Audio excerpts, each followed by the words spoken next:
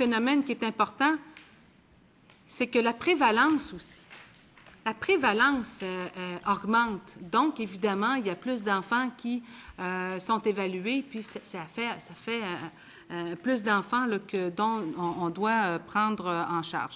Alors, voyez-vous, là, le nombre d'enfants de moins de 6 ans qui reçoivent un service d'intervention comportementale intensive, en 2003-2004, ils étaient au nombre de 400. Aujourd'hui, en 2009-2010, ils sont au nombre de 1200. Si je sais calculer, c'est 3 fois plus, là. On s'entend, là? C'est donc 3 fois plus d'enfants qui ont accès à ce service-là. C'est majeur, c'est important. Alors, M. le Président... à conclure tranquillement, donner une autre chance à Mme la députée de Matapédia. Mais juste conclure sur ceci. Madame s'intéresse aux enfants 0-4 ans. Elle a raison de le faire. C'est vraiment une action pointue que je veux avoir pour ces enfants-là.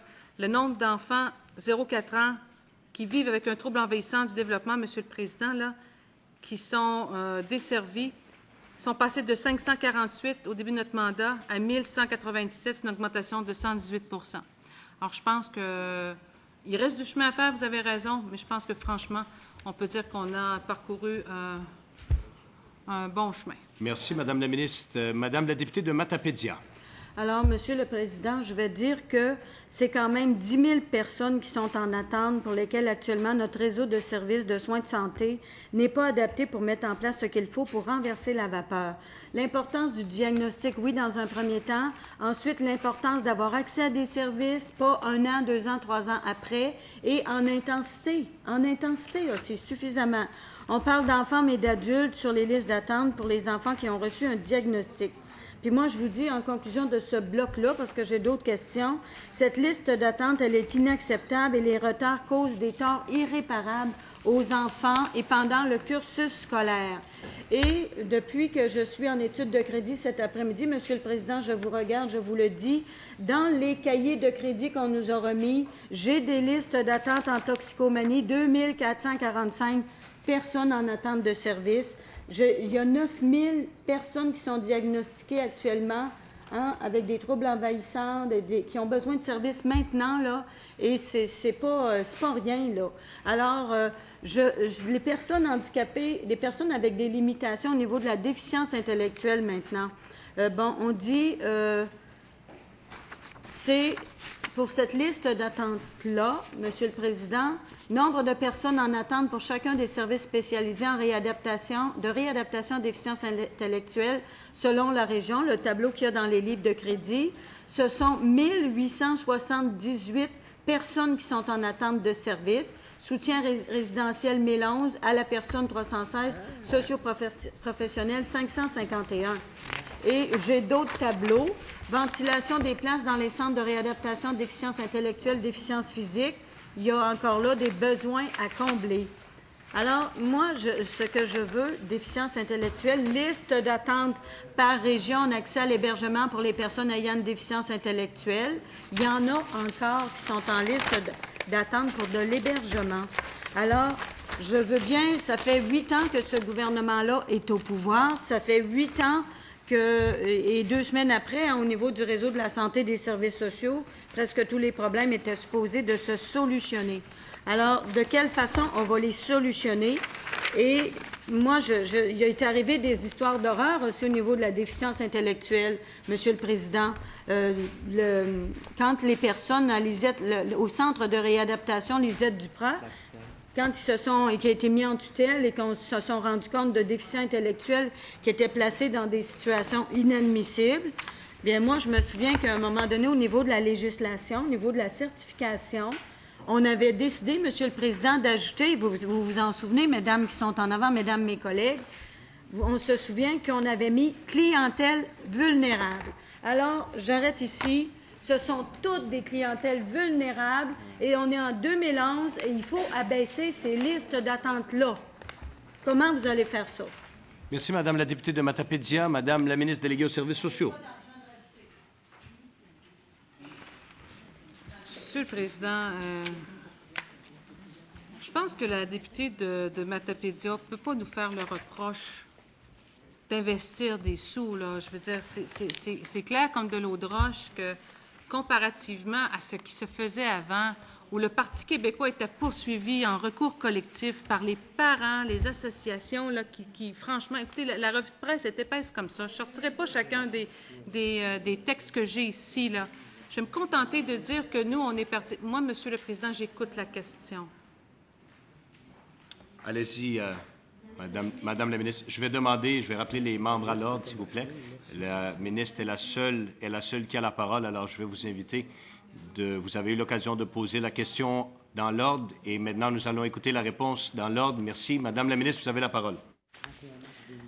Merci beaucoup, Monsieur le Président. Je trouve ça un petit peu particulier que la députée vienne pratiquement nous dire qu'on n'a pas fait le travail qu'on aurait dû faire, alors que, franchement, bien, écoutez, que j'ai fait la démonstration tout à l'heure, Monsieur le Président, du volume de personnes qui se sont ajoutées à l'intérieur de nos établissements, entre autres chez les jeunes, les 0-4 ans, Monsieur le Président, là, qui sont desservis et qui vivent avec un trouble envahissant du développement. Leur nombre est passé de 548 à 2003-2004 à 1197, c'est 1200. Ça, Monsieur le Président, c'est une augmentation de 118 %. Alors, tantôt, on a donné d'autres données également, d'autres chiffres. C'est vous dire à quel point, là, franchement, on a mis l'argent qu'il fallait, là.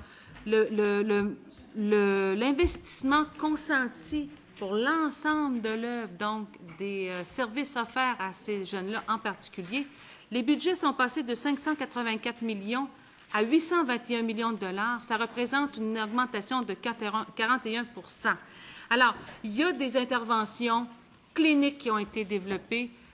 La plus connue actuellement, je vous le répète, c'est l'intervention comportementale intensive qui est déployée maintenant à la grandeur du Québec, évidemment. Et nous sommes en train de revisiter, si vous voulez, nos façons de faire. Comment on peut davantage optimiser nos façons de faire? Est-ce que l'ICI, effectivement, est sur les bonnes cibles, etc.? Il y a 3 études actuellement qui sont déployées à ce niveau-là. Moi, j'estime que quand on prend le temps de regarder les gestes qu'on pose, la façon dont on les pose, en fonction des objectifs que nous avions, je pense que si on regarde les façons de faire et qu'on dit, on voit, il y a peut-être façon d'optimiser nos choses, ça n'est une réponse, ça, à comment, effectivement, on peut faire en sorte que cette explosion de personnes qui nécessitent des services parce que la prévalence a augmenté, parce qu'elle était sous-estimée avant, bien, je me dis, voilà une piste de solution qui nous aidera très certainement à revoir nos listes d'attente.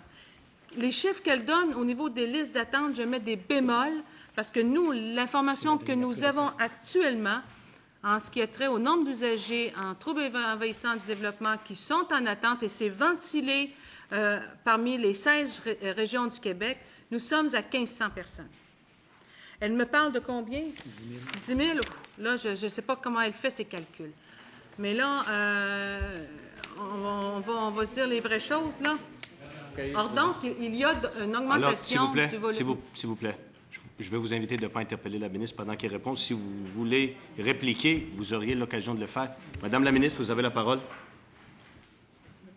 Oui, bien voilà, écoutez, c'est que c'est pas compliqué à comprendre, là. 0 avant, maintenant, c'est une prévalence qui a augmenté. Ce sont des services qui se sont développés, davantage de jeunes qui sont détectés, plus de volume, plus d'intervention, plus d'évaluation, ben voilà. Puis nous, on met l'argent qu'il faut. Puis je pense que nous posons les bons gestes, très honnêtement. Je pense que nous posons les bons gestes. Est-ce que ce soit d'ailleurs en première ligne ou en deuxième ligne? Les cibles sont bonnes. Je suis profondément convaincue que les cibles sont bonnes. On a un bon processus clinique ici, puis on est assez intelligent pour le regarder de proche avec des professionnels, des universitaires, etc. Puis si effectivement il y a possibilité d'augmenter, d'optimiser les évaluations que nous faisons pour améliorer ce traitement du flux qui arrive dans nos centres, bien, tant mieux. Je serai la première vraiment très, très heureuse de tout ça, Monsieur le Président. Merci, Madame la ministre. Il ne reste que 30 secondes pour un commentaire, si vous voulez le prendre, Madame la députée de Matane. Mais je vais vous arrêter à 30 secondes. Bon. Ce sont les gens qui sont responsables C'est l'Association des personnes qui défendent les gens autistiques, les TED. Ils ont écrit une lettre à tous les ministres concernés par ce dossier-là. L'autisme et les TED crient au secours, inquiétude et insatisfaction à l'égard du gouvernement. On est confronté une fois de plus aux listes d'attente, au manque de budget, au manque d'expertise, au manque de travailleurs sociaux. Quant aux écoles, elles croulent sous la demande. Une fois encore, on fait le même constat. Manque de professeurs formés, d'expertise, manque de budget. Merci, Nous madame. avions tous reçu ça. Merci, Madame la cette députée lettre-là. de Matapédia, sur ça. On va aller de l'autre côté. Et je vais céder la parole maintenant à Madame la députée de Mille-Îles. Oui, vas-y. Alors, il me semble que les députés ministériels veulent donner l'occasion à la ministre de compléter sa dernière réponse. Est-ce que c'est exact, Madame la députée de Mille-Îles? Vous aviez demandé la parole. Ça va aller. Alors, Madame la ministre, vous avez la parole sur le temps ministériel. Moi, honnêtement, là, je suis un petit peu renversée de voir cet esprit un peu négatif. Négatif. Je ne nie pas qu'il y ait des listes d'attente. Je ne le nie pas. Ce que je dis, c'est disons les choses au complet. Mettons les choses en contexte correctement. C'est ce que je dis. Et ce que je dis, c'est qu'on a investi 41 de plus d'argent pour ces enfants-là. Nous avons investi de l'argent également dans nos écoles. Nous avons mis en place un plan d'accès. Ça, c'est la signature libérale. Nous avons mis en place un plan d'accès pour la déficience, qu'elle soit physique ou intellectuelle, puis ça comprend aussi les troubles envahissants du développement. Auparavant, avant qu'on arrive au pouvoir, Monsieur le Président, là, les troubles envahissants du développement, ça existait zéro nulle part. Hein? On a même créé un centre d'excellence, un centre, comment on les appelle déjà? Merci. Bon, j'en ai parlé tout à l'heure. 2 centres d'excellence et de recherche sur cette question-là. On a aussi un institut universitaire, si ma mémoire est bonne, il est à Trois-Rivières à part de ça. Alors, écoutez, l'autre chose aussi qu'il faut rappeler, Monsieur le Président, c'est toute la formation que l'on donne à nos intervenants. C'est pas tout de dire qu'il en manque des intervenants. Il y a une question aussi de pénurie de main-d'œuvre. Ce n'est pas juste au niveau de ces centres-là qu'il y en a de la pénurie de main-d'œuvre. Il y en a partout, une pénurie de main-d'œuvre. Il faut être honnête quand on avance quelque chose, Monsieur le Président. OK? L'autre chose, c'est le dévouement qu'il y a dans nos centres de réadaptation, Monsieur le Président. Et ça, c'est important de le souligner. Je vais me permettre de vous interrompre. Il faut éviter, j'ai compris, Madame la députée de Matapédia. Il y a une chose dont on ne peut pas me dire, c'est que je suis malhonnête. Il faut, Madame la ministre, effectivement, ici, je dois dire que Madame la députée de Matapédia a raison. Il faut présumer la bonne foi et pas prêter des intentions aux membres. Alors, je vais vous inviter de continuer et d'être prudente dans le choix des mots. Alors, allez-y, Madame la ministre, vous avez la parole. Merci. Et l'autre chose aussi qui est important de souligner, Monsieur le Président, c'est l'argent qu'on a mis, le plan d'accès qu'on a développé, la formation universitaire, l'ICI qu'on a développé et qu'on est en train d'évaluer. Puis l'autre chose qui est importante de rappeler, c'est quand un enfant se présente et qu'on considère que c'est un cas qui mérite une intervention urgente, on procède. On procède. Ça, il faut le dire. On peut donner un côté de la médaille. Moi, je comprends ça, là, la joute politique, je la comprends. Là. Je suis politicienne, je la comprends. Mais on peut-tu donner aussi l'autre côté de la médaille puis dire, comme l'a fait la chef de l'opposition officielle la semaine dernière, sa chef, la députée de Matapédia, elle dit, moi, je reconnais ça que vous avez mis de l'argent en jeunesse. Je reconnais ça aussi que vous avez diminué les listes d'attente. Mais il y en a encore. Il n'y a pas personne qui s'est levé pour dire que c'était pas vrai ce qu'elle disait. On s'est levé pour dire, vous avez raison, c'est vrai qu'il y en a des listes d'attente, mais elle s'explique et elle se résorbe. Puis on pose les gestes pour la résorber. On a mis 1,5 million pour nos jeunes en difficulté. Alors, moi, ce que je vous dis, Monsieur le Président, ce soir, c'est que nous sommes en lien constant avec l'association qui représente l'ensemble des centres de réadaptation en déficience intellectuelle et en troubles envahissants du développement. Nous leur parlons, nous sommes en lien avec elles, avec ces établissements-là. Nous sommes conscients de la prévalence, effectivement, qui a augmenté, de ces personnes qui sont en attente, mais aussi, il faut dire les choses telles qu'elles sont, là. Alors, c'est 1500 personnes qui attendent actuellement et il n'y a pas une personne au Québec qui est en danger, qui soit dans la maltraitance ou quoi que ce soit, ou qui a besoin d'une intervention urgente qui n'est pas servie rapidement. Merci, Monsieur le Président. Merci, Madame la ministre.